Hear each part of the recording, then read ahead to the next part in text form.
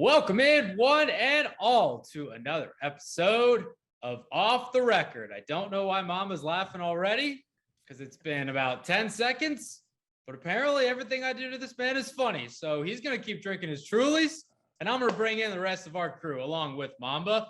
We got third place finisher, say that again, third place finisher in the Xfinity Series this past weekend at Richmond, Sam Hunt of Sam Hunt Racing. Cannot wait to talk with you, Sam, about this top five this past weekend.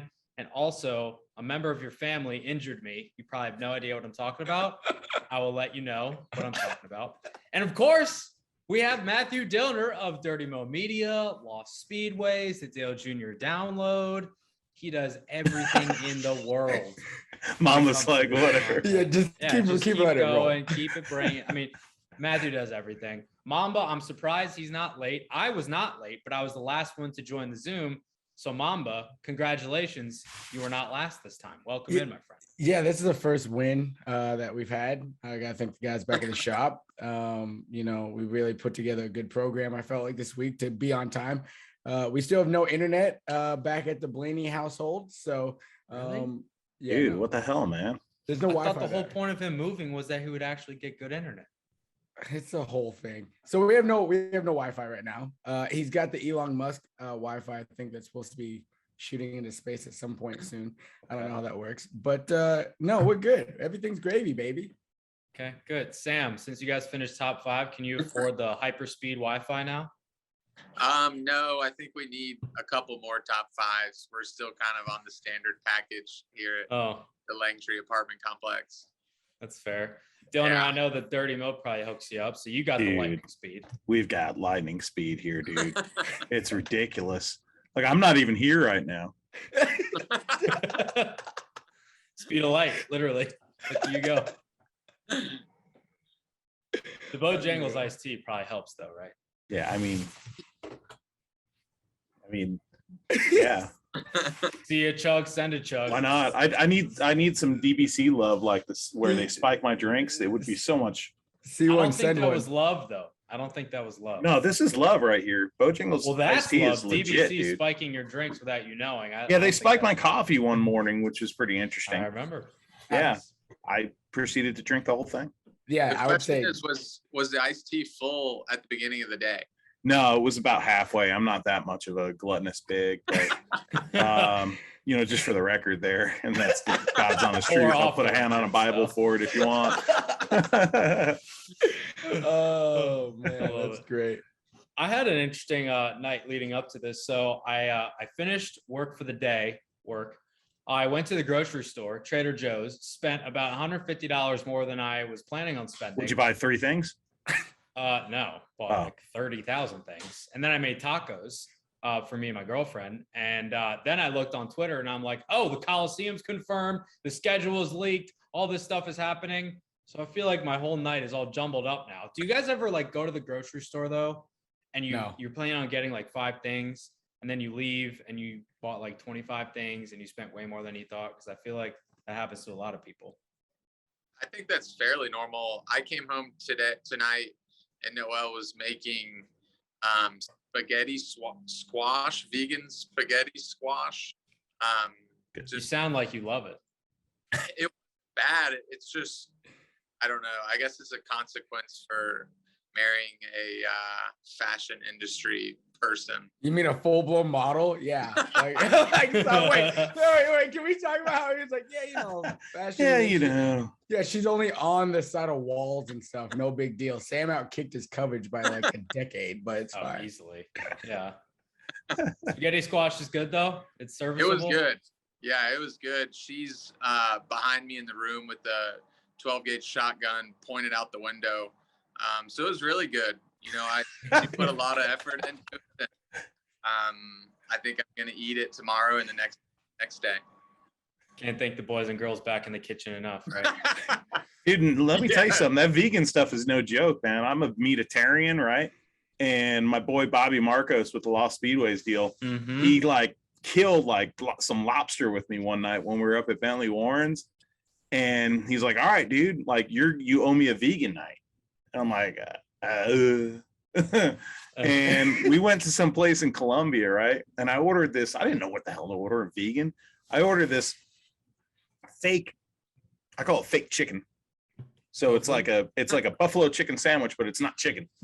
So it's fake. It's like made out of flour or something. I'll tell you something, man. My boy Vegan Bob, this is like some of the best like buffalo chicken sandwich I ever had. It's not even good old really Vegan chicken. Bob. Yeah, it was like, what the hell, man? I didn't know vegan chicken could be good. The worst part about all of this is I'm thinking back, and there was definitely like a turkey type meat sauce in it, but the spaghetti squash like made my brain immediately go to vegan, and I'm like, there's nothing. Oh, there was nothing vegan about it? Yeah, like it just was spaghetti squash. I don't know why, like my brain immediately assumed vegetarian, vegan. It was just not pasta. You're like, the base is not meat, therefore it is vegan. Exactly. Oh my God. Lord. That's All right. great. Well, I suppose you should probably talk a little racing, even though we are far off the record at this moment. I don't think there's anywhere we can start other than how about that damn 26 car, baby? Third place on Saturday afternoon. My goodness gracious. We'll get into the aftermath, and I'm sure that there was a big party that ensued. But on a serious note, I mean, Sam, I've known you for a while. I know your story. It's well documented. You looked at me in the eyes afterwards and you were talking about the van days. And I mean, we both cracked a smile because that story is just absurd even now. But I mean, just in the aftermath, right? I mean, once John Hunter crossed that finish line, top 5 finish, 3rd place, best finish of your guys' organization. The emotions on the pit box was Trish captured, which is awesome.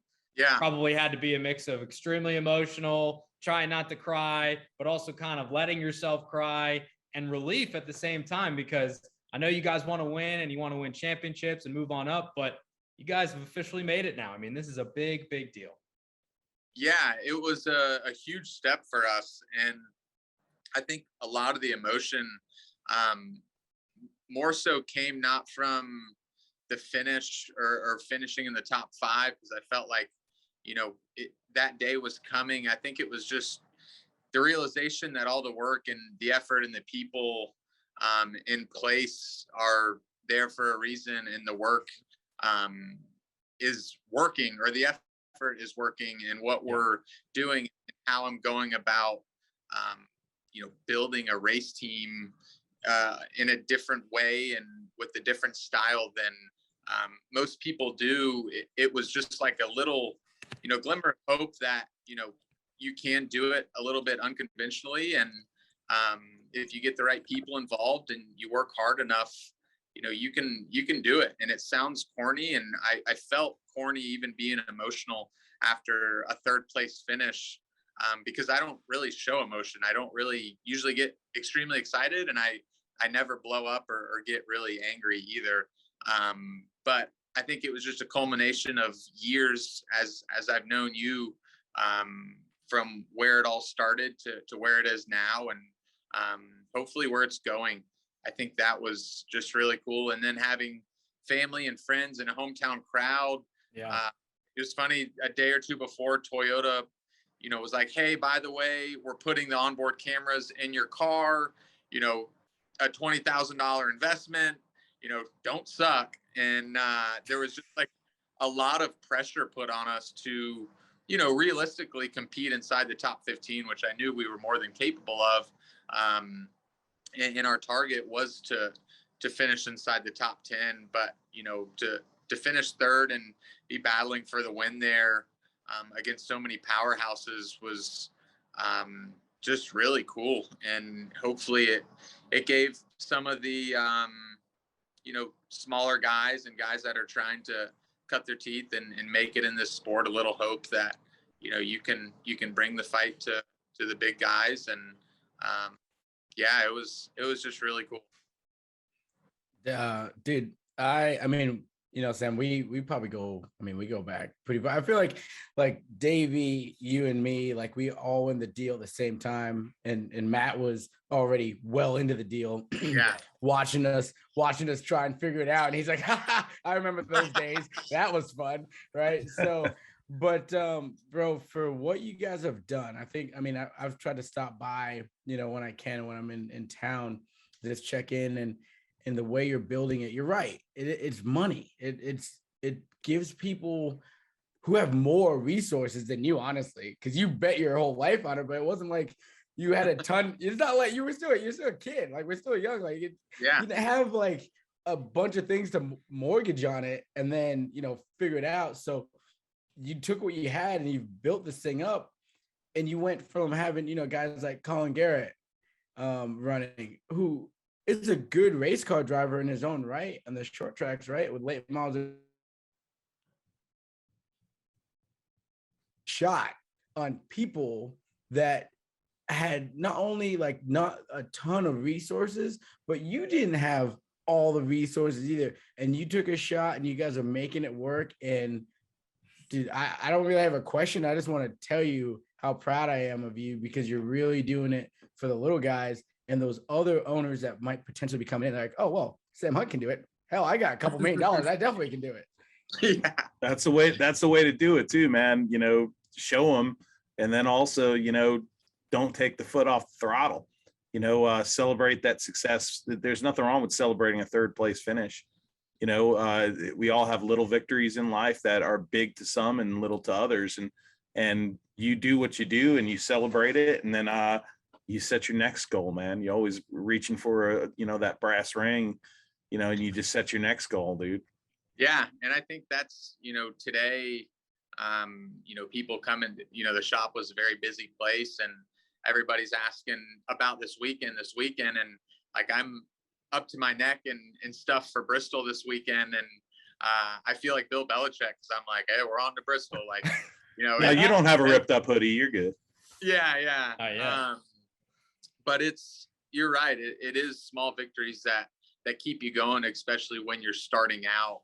And I look back, 2 years ago when I sold all of the K&N stuff, I sold the van to pay for the pit crew and like built that first Xfinity car to go to Miami. And like the goal was to qualify for the race. And like at that point for me, it was like, holy cow, like I've got all my eggs in this basket to go qualify, which, is so different than where we're at now. But at the time, we qualified 15th that night, which was a very big, small victory that kind of catapulted me and us into the series.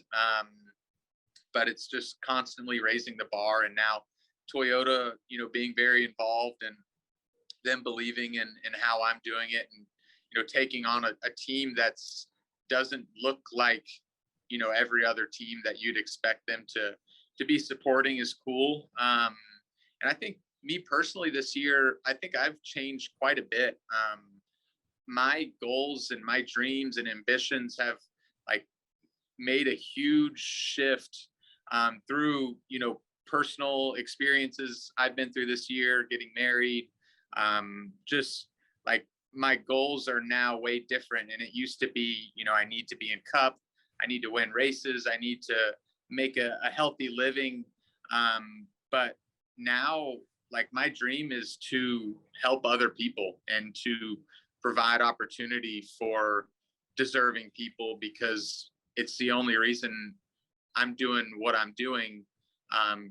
Because there's just been so many people that believed in it. They didn't have to, but they did, and they gave me opportunity no matter how big or small. And now I'm starting to get to a point to where maybe I can build a platform to help others, or to show people that you can do this thing and you can do it morally correct and you can do it while helping others and giving back. And I just feel like a lot of pressure's been taken off of me since my mindset has really shifted. Like people ask all the time, do you want to go to Cup? What's your goal? And it's really, if I can work with people I love and help others and have a platform to lead and to do things the right way. I don't care if it's Xfinity, trucks, Cup.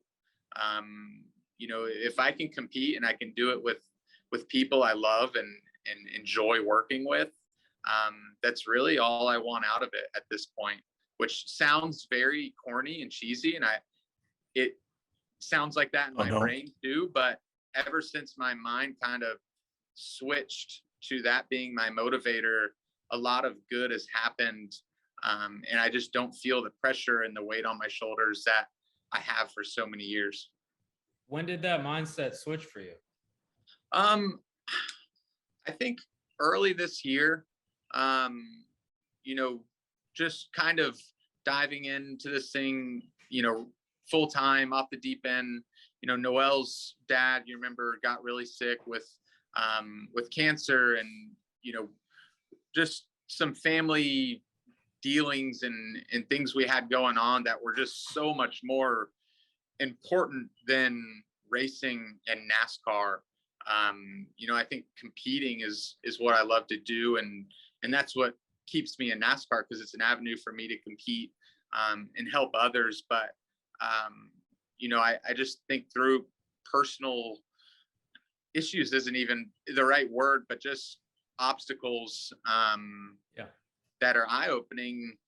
I just think I've adapted the mentality to where, you know, there's more to life than NASCAR and racing. And some people might hear this and think, oh, well, he's not in 110%, you know, he's not dedicated. That's not the case. And you guys know how I work and how much I give to this. But I think I've just mentally reset and have just, you know, changed into wanting to just help and give back, and have a platform to where, you know, I can give other people hope and passion. And I don't know, it's been a big transition year for me mentally.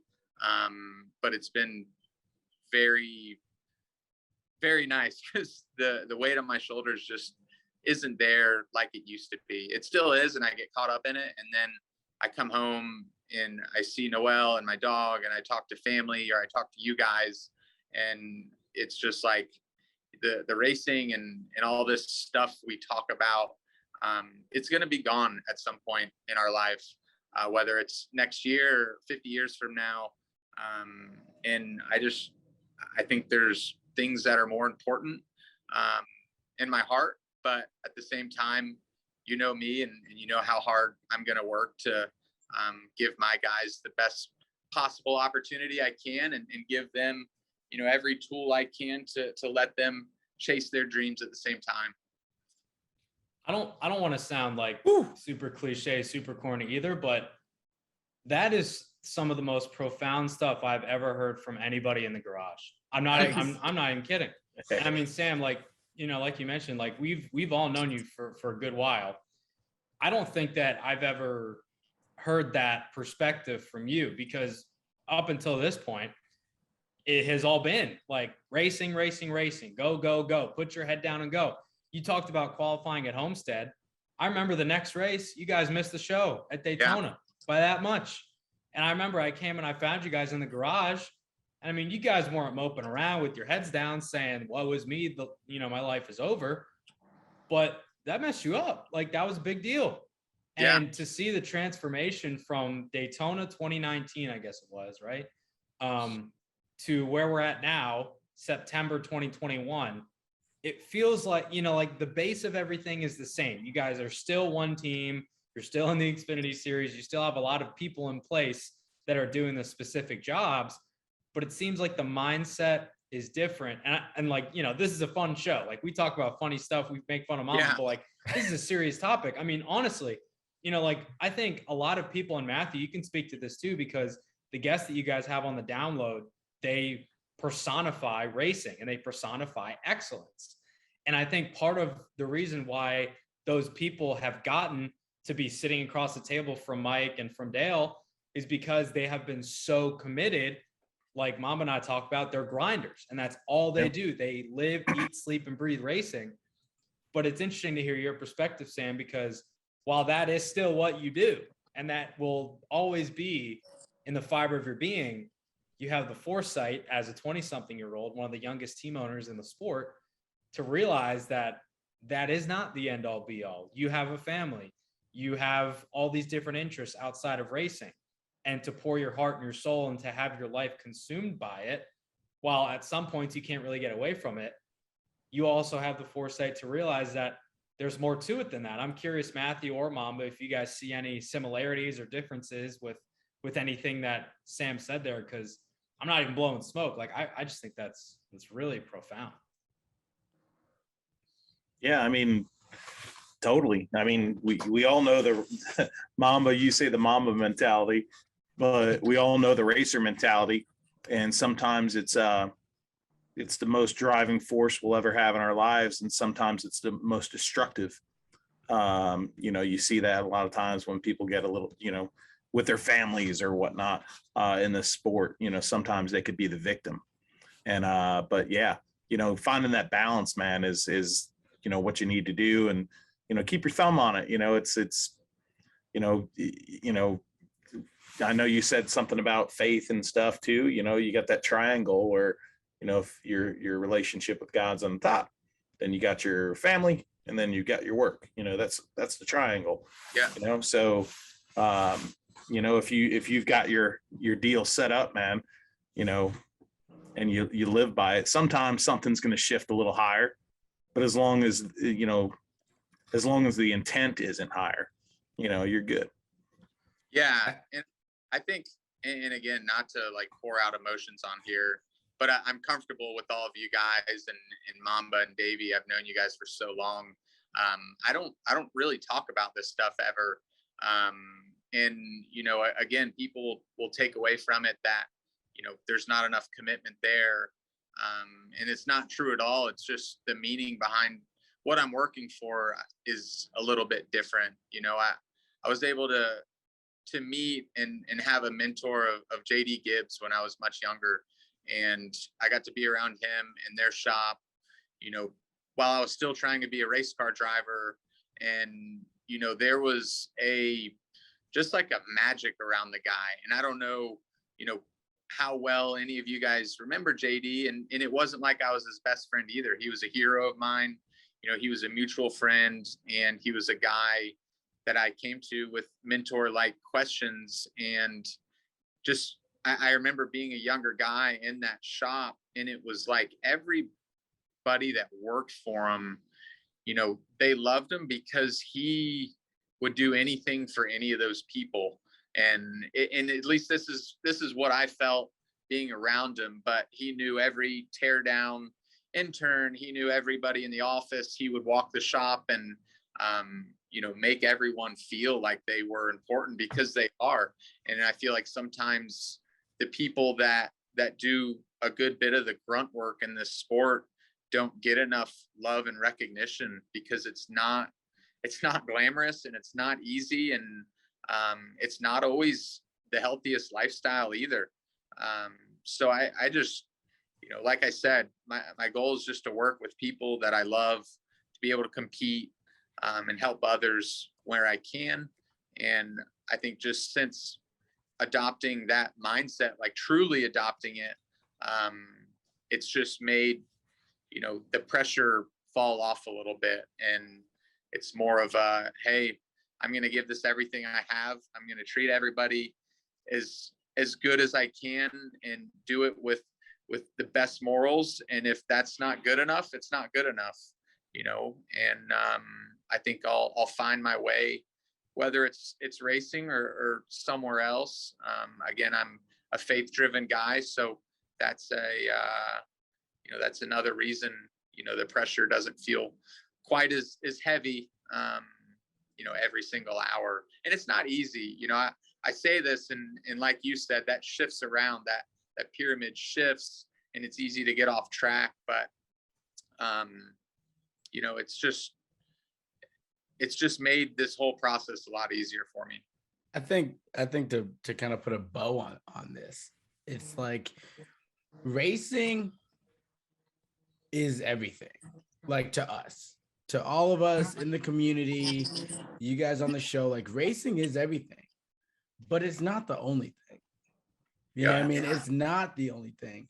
And there's other things that we do and that we love and we want to experience. And I've said it multiple times to people, especially on social media, like Jimmy John told me this life racing is so awesome. And if you put the work in, it'll repay you. And it has repaid all of us in different ways. Because now we're on this show that a bunch of kids just decided to try and throw together and talk racing and right and having a great time. But this life isn't for everybody. And that's okay. And True. and that's what, like, I guess at the end of this is like, I want people to know too, is that there is a place for everybody in this sport. However, the lifestyle isn't for everybody. It'll consume you. Yeah. It's a grind, man. It's a grind. And that, like, this show, everyone we've had on it is a bunch of grinders. Like, nobody has just like made it that's on this, that comes on and joins me and Davey, right?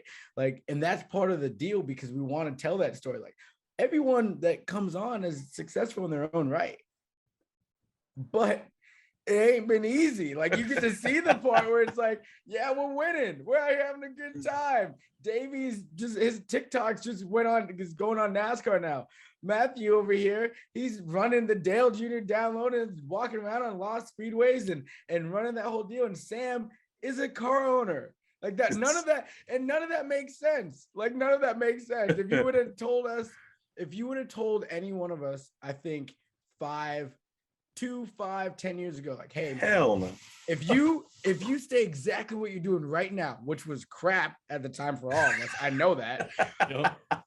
If you stay exactly on the path you're on right now, it is gonna pay off huge.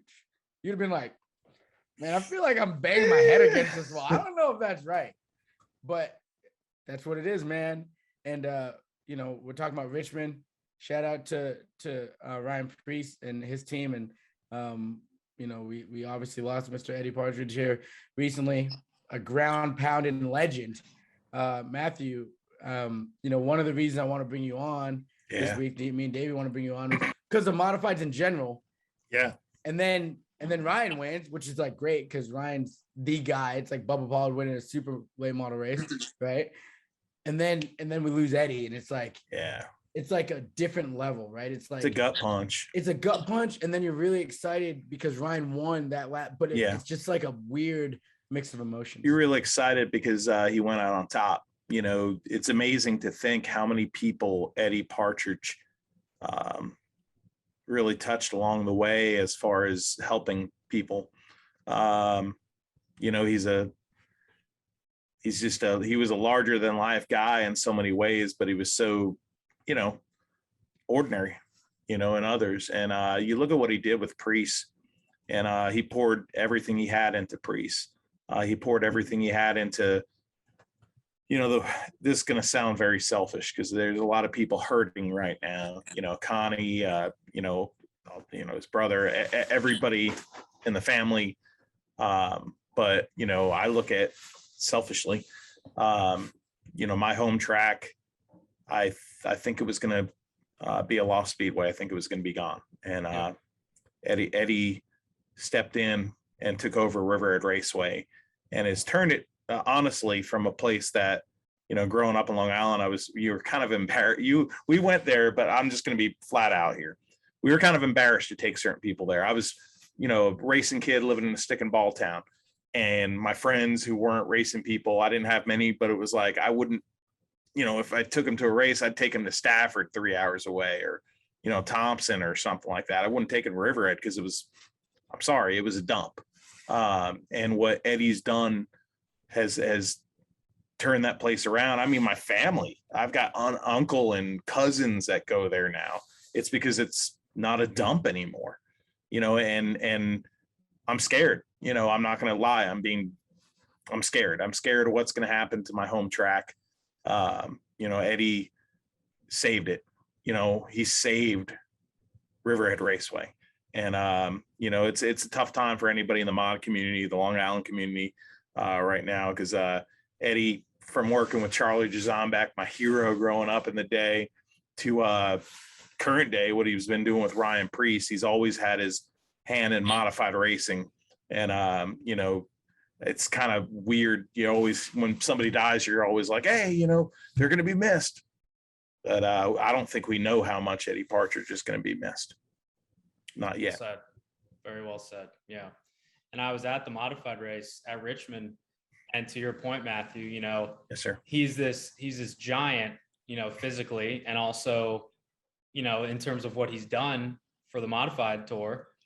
And to be honest with you, I barely noticed him in victory lane. Yeah. I mean, he's one of those guys that he wasn't necessarily in the background, but he's been there before. He's letting his guys and his driver relish in the moment. And then you wake up the next morning and he's gone. And it's one of those things where, as cliche as it is, we'll put a bow on this segment of the show, but as cliche as it is, you really don't know what tomorrow holds. So I know it's been a little heavy, so let's take a little break. We'll come back and we'll lighten things up a little bit, but got to pay homage to the man that was Eddie Partridge. We'll be right back.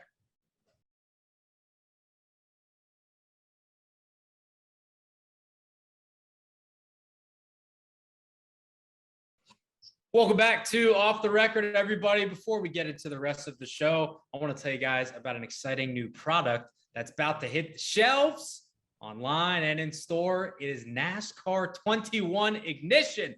Flip that switch, baby. It is redefining the official video game of the world's most popular stock car racing series. You got incredible graphics this year, immersive gameplay, NASCAR 21 Ignition. It's bringing a whole new level of authenticity and atmosphere to the NASCAR Cup Series. You can compete with official drivers, teams, tracks from this season. Take the authentic presentation, the broadcast quality pre-race buildup, post-race coverage and replays.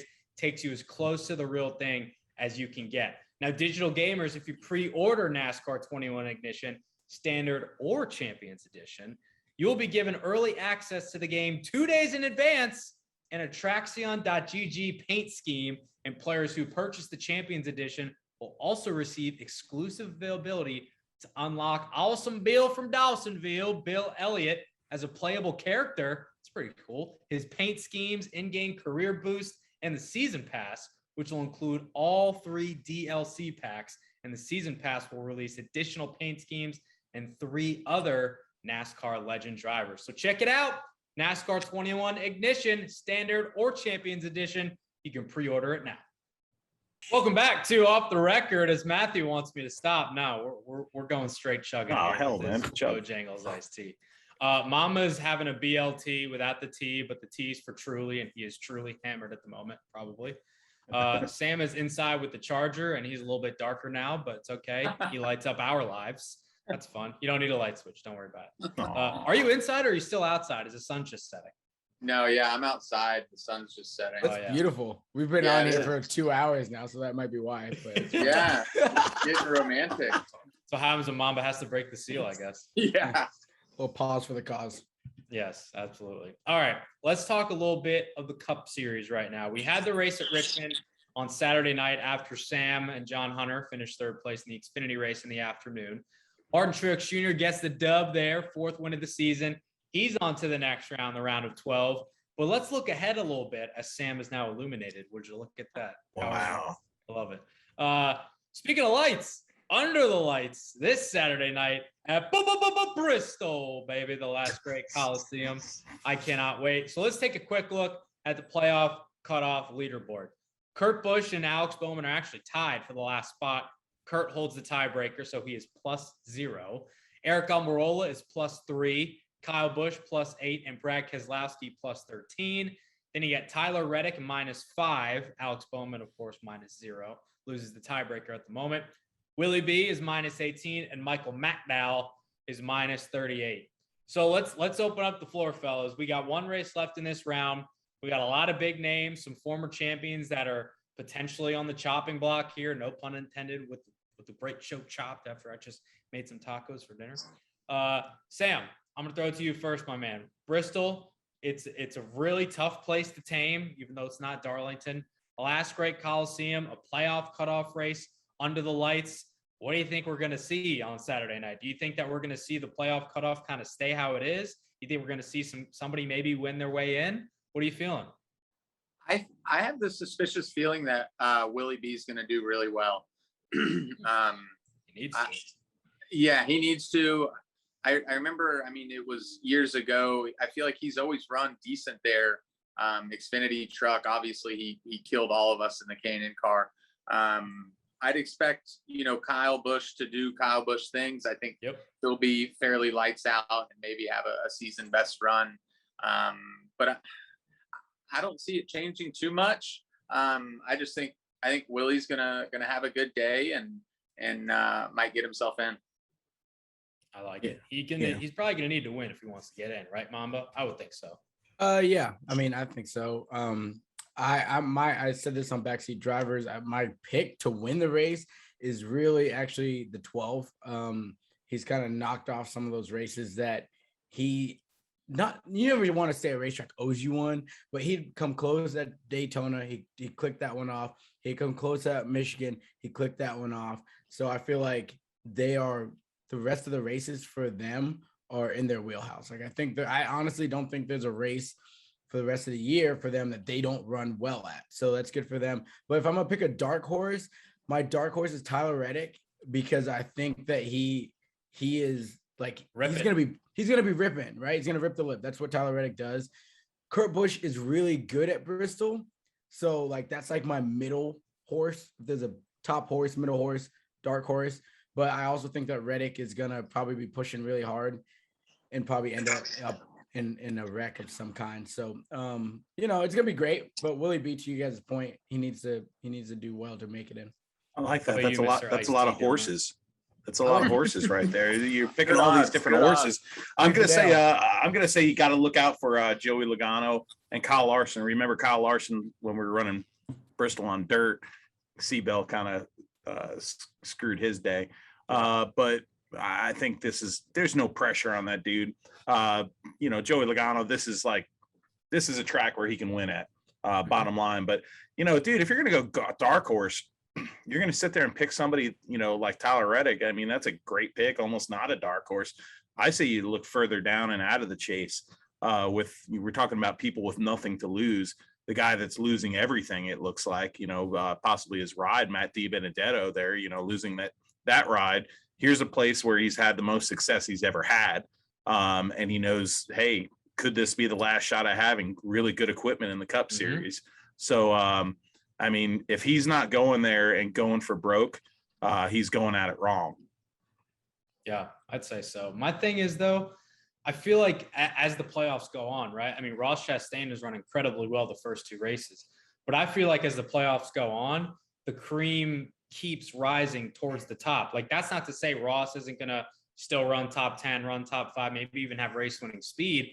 But I think that the playoff drivers that are around Ross, racing with Ross, they're not going to give as much as they have. They're going to take more, and they're probably going to be gaining speed because, as we know, Mamba, I mean, people hold speed secrets. Everybody's not showing their total hand in the middle of the summer or even when the playoffs start. I mean, people still hold back a little bit to try to be the best when it counts. And when it counts is in cutoff races. So that could be the start of it this weekend. Yeah, well, that's the whole thing, right? Is you don't once they got those guys win, once they're in, they kind of start testing stuff, trying stuff at different places. And then the playoffs, you see it all come together and you're like, damn, that guy is really fast. Like, where'd that come from? Well, they've been working on their stuff because they won early on in the season. So they won that to be able to do that. So, no, I love that Ross is racing hard.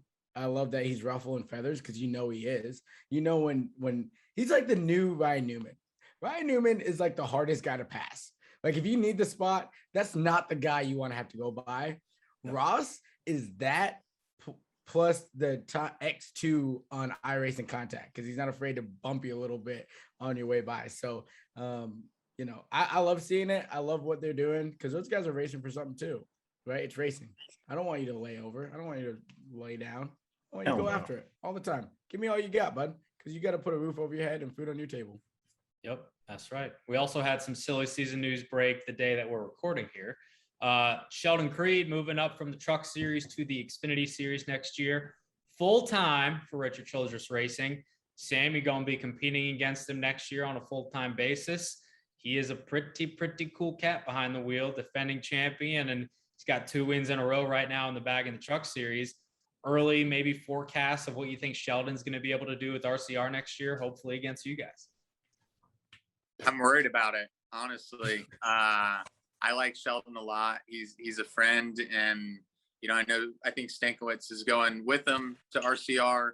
I think the Xfinity car is going to cater even more into his skill set, being such a high powered, low downforce package.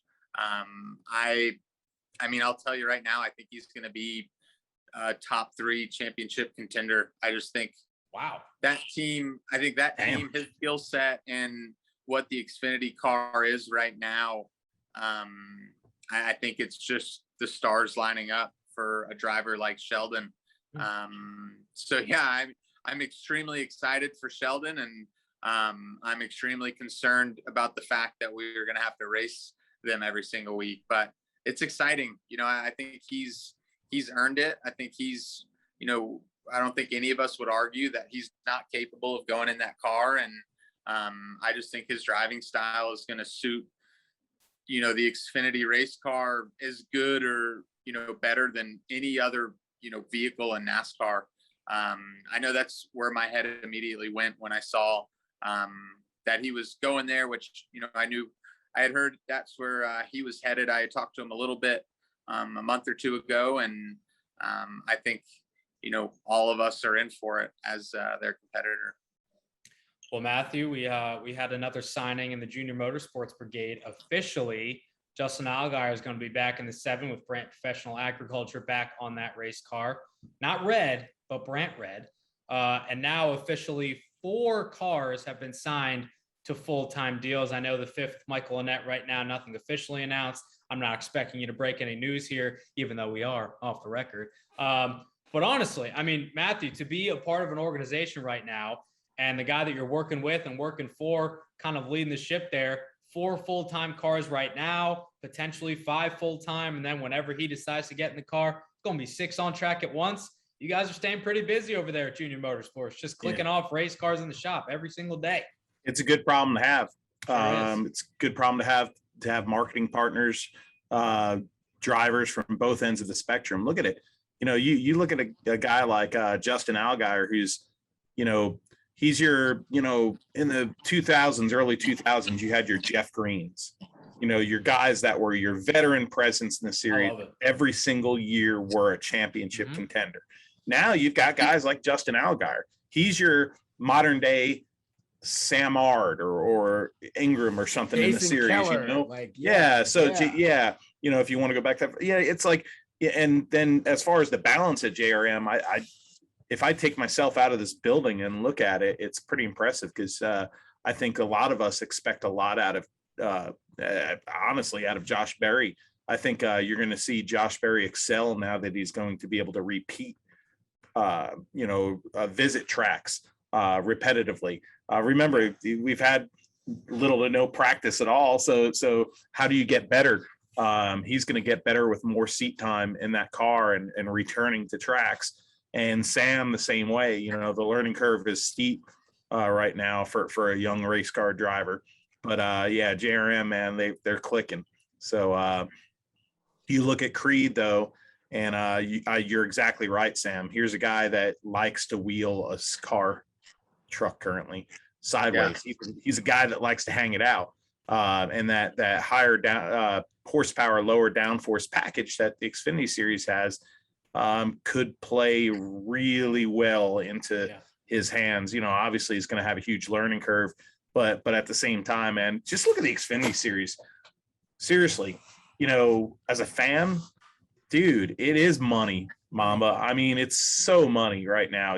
I was telling my mom the other day, she was like, I didn't watch the Cup race. Did you watch the Xfinity race? And she's like, no. I'm like, you need to start watching Xfinity series. I said, the package they have, the drivers they have, the storylines they have. Not for nothing, but I think it's only going to get better next year. And we have so much unknown almost in the Cup series. I'm not going to say it's not going to do well. The Cup series is our flagship series, but the Xfinity series in the last few years has stepped up big time. And I, looking at the brand of racing this year, I've actually thought it's just as entertaining, if not more, than the Cup series. Mamba, just real quick, I know that we've talked about Sheldon Creed in past episodes, and you've worked with him and his talent.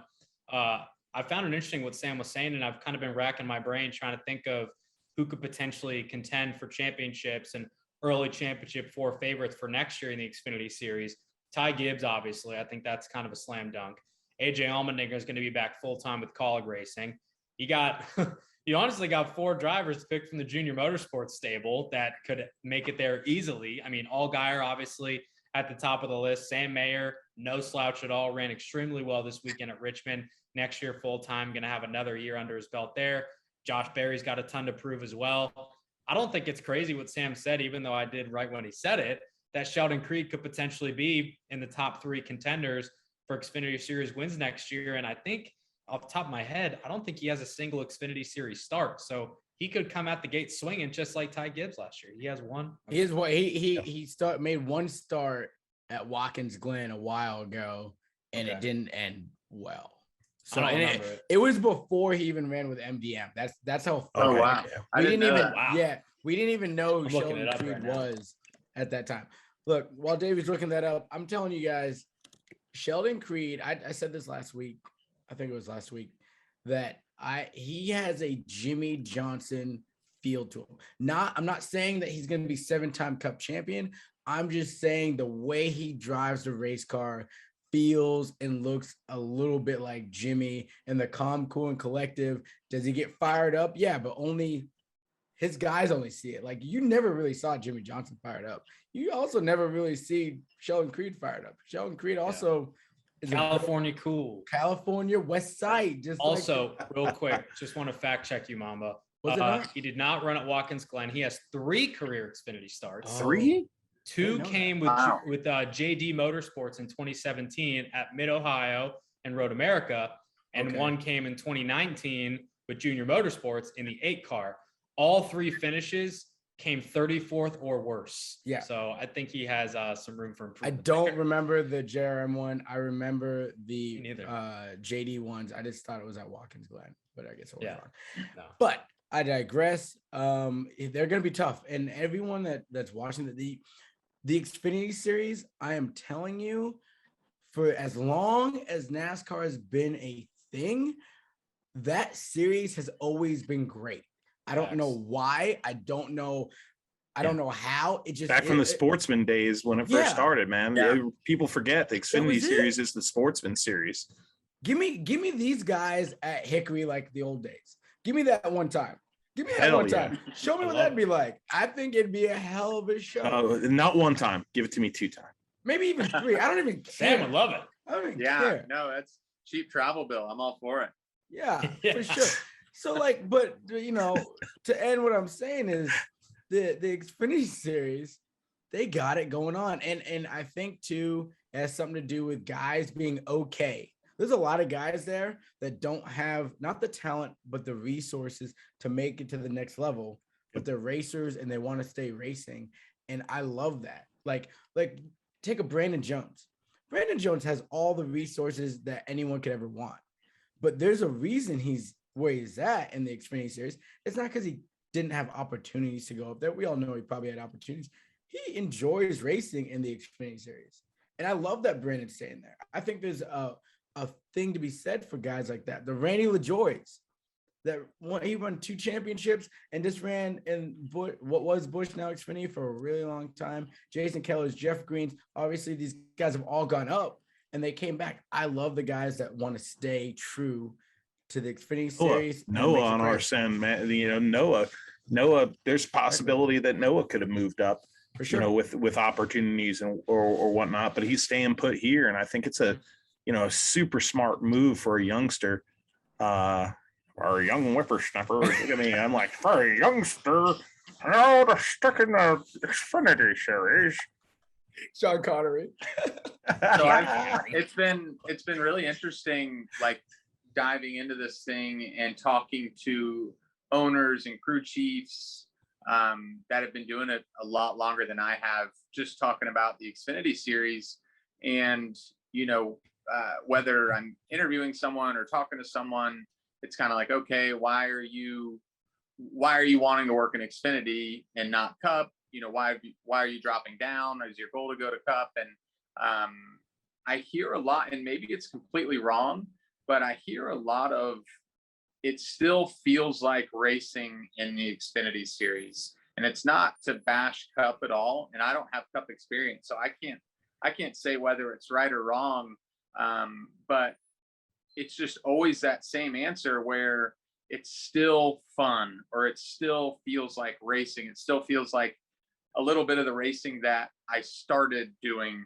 And I know the trucks have that too, but it's just been interesting getting that same answer from so many people that are perfectly qualified candidates to work in the Cup garage, but want to be in Xfinity because they love the garage itself.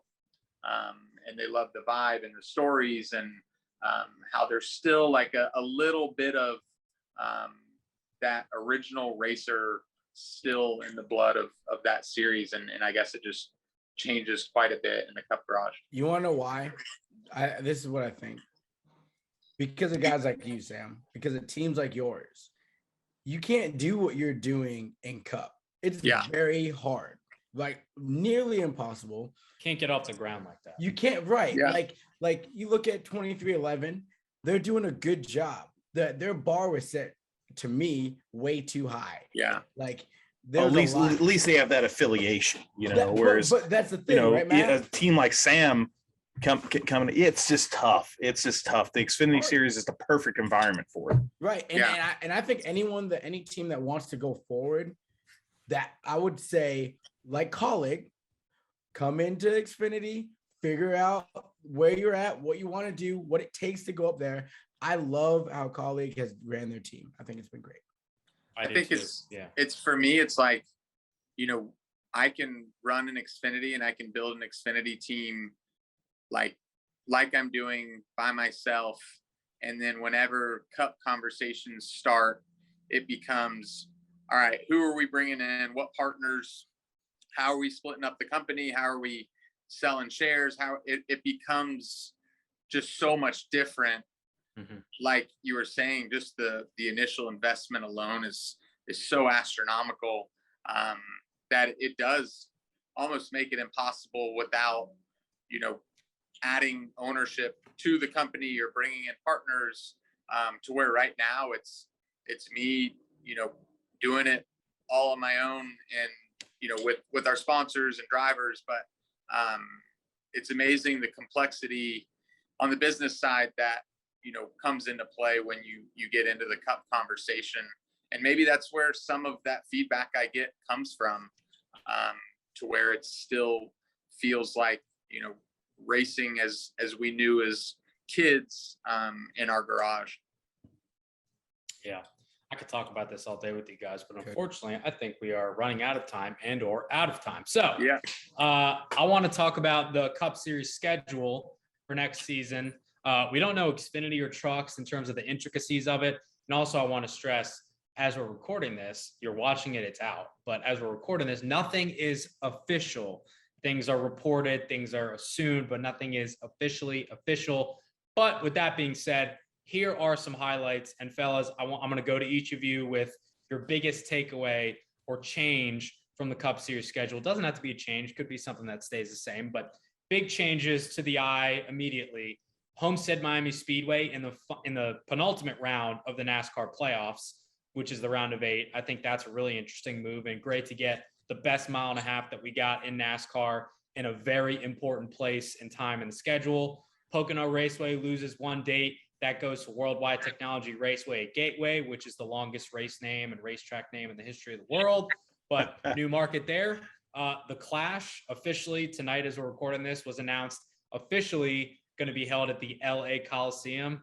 It's going to be interesting to say the least. And I think there's some other changes here and there, maybe just some small scheduling. Richmond is now not going to be in the playoffs. Only 2 short tracks, and Martinsville and Bristol is going to be there. Both regular season races at Richmond. Say that 5 times fast. Regular season races at Richmond going to be in the regular season. So I know there's a lot of changes and a little bit of time to do it. I'm going to give the floor to you first, Mamba. Out of all those changes and what you've seen for the proposed schedule, which is now official as you're listening and watching this, people, what stands out to you, if anything? 2 things real quick. The Coliseum, the Clash, the fans have been clamoring. We want more short tracks. We want more short tracks. You got one in a way that I know that you didn't expect. They're still bitching though. Listen, of course. like, okay. Oh man, I could go off forever on this, but I know you be could. careful what you wish for, because they're gonna listen, and they're going to make a move, but it might not be how you wanted it, and that is called life, my friends. So enjoy it, because it's in a cool place. I've never been there before. It's gonna be great. Just enjoy racing. And also, let me say one thing real quick, Mamba. Yeah. About the Coliseum. Like when I first heard about it, I was like, "That's stupid. Why would they do that?" And then I'm like, "It's something new. It's something different. New market, preseason, right? It's not going to count for points. So don't get your panties in a wad because it's counting towards the championship. It's not. The floor is yours." I'm a veteran of the Bowman Gray, K&N East races of like 2012, the 3 years that we took. You talking my language, baby. 30 steel-bodied nationwide cars to Bowman Gray. And Mamba, you were probably there for those. Oh days, yeah, with Corey. I just remember my takeaways were, it's packed. Holy cow, so many people. We have a flyover for a K&N race. That's super cool.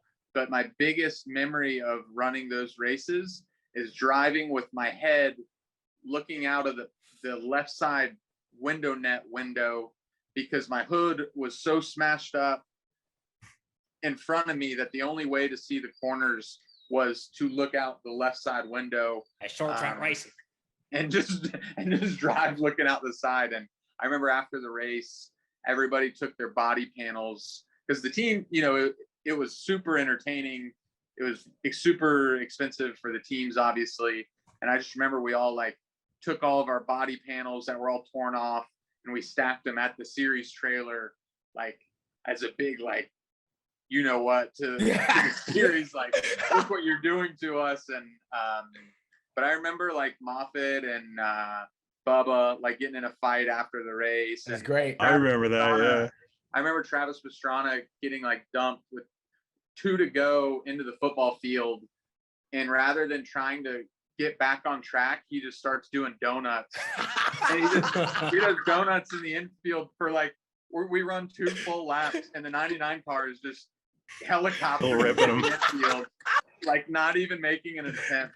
So I remember it was extremely entertaining for the fans. It's just really hard on equipment. Yeah, real quick before we go to Matthew, shout out to Worldwide Technology. They earned that race. They brought their stuff back. They have sponsors. Shout out to Dave Stewart and everything that he's doing with that racetrack. That market is good for racing. It's in the center of dirt racing, and we're all one community, all one family, and it's the center of Beer Town. So shout out to them. I'm glad they got it.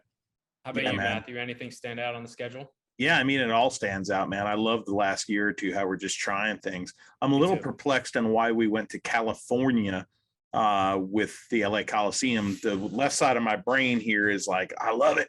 The right side of my brain is like, when's the last time we've been able to race in California?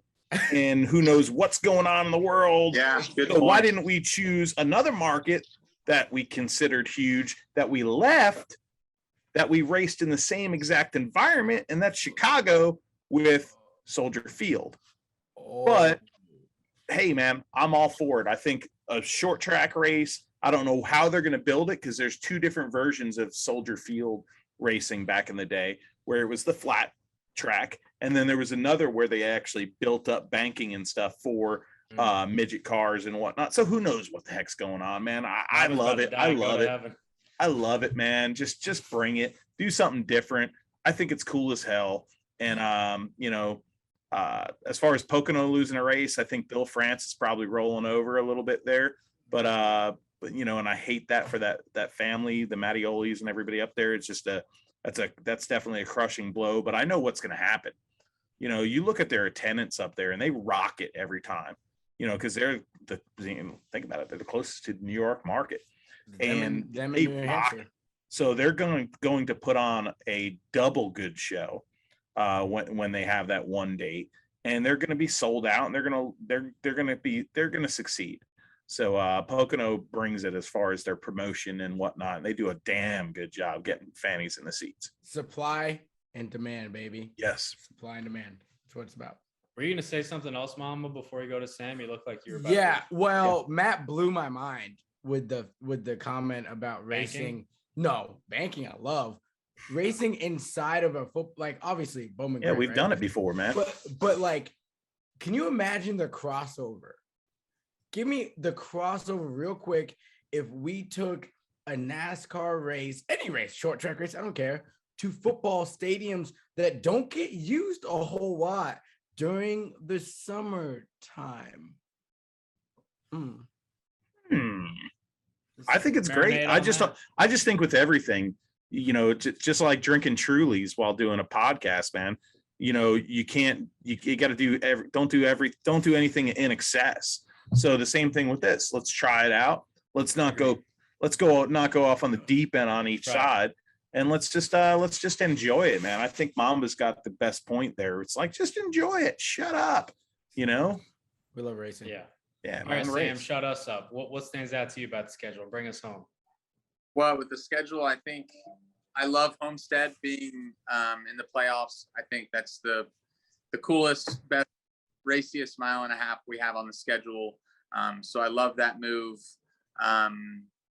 The Coliseum race, like you guys were saying, I'm excited to see it. I'm a little glad I can, you know, watch it at this point and see how. You're a lot glad.